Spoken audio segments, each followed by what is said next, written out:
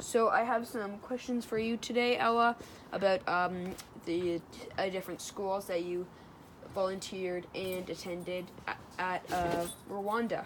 So what was it like at Green Hills Academy? It was definitely a more like stricter traditional method of teaching. Like we would do multiplication contests where two students would go up to the chalkboard and they would write out the answers to multiplications, like doing them on the chalkboard. And if you didn't finish it in time or made a little mistake, then you'd be eliminated, and it was all very like intense. It was also mostly an outdoor campus, so like you would have to walk a few hundred meters from where your classroom was to the cafeteria or to the gym.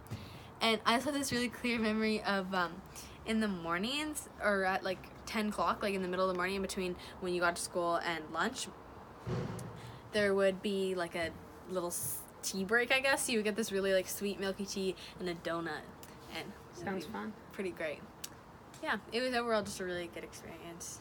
So yeah, so thank you. And so Green Hills Academy, commonly being accepted as the best school in Rwanda, how did it compare with some of the private schools in Canada, or what you know of them?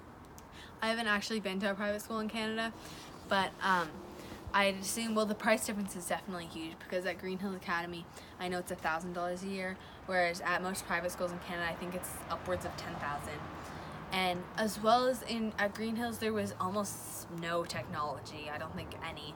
It was all like written out. Whereas at Ashbury, I'm pretty sure like every single student has to have a MacBook.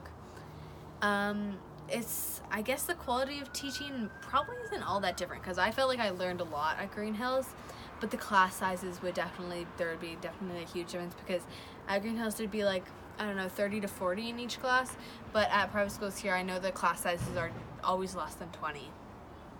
Okay, interesting. So you also volunteered at another school when you weren't attending Green Hills Academy. So what was it like volunteering at Kinamba School?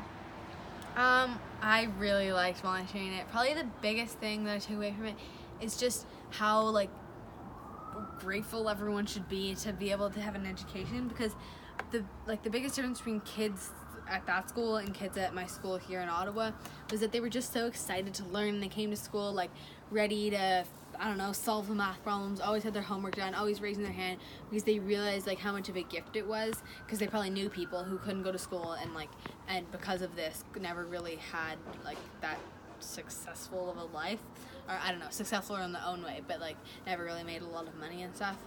But I don't know, it was really like refreshing, I guess, to see the kids. And I remember they would have these like dance performances. Oh yeah, those were good. And where they would perform like traditional Rwandan dances, and everyone would get so into it. It was just a really good like community experience. Yeah, and so next up we'll have some photos of those Rwandan dances. So thank you for your time, Ella.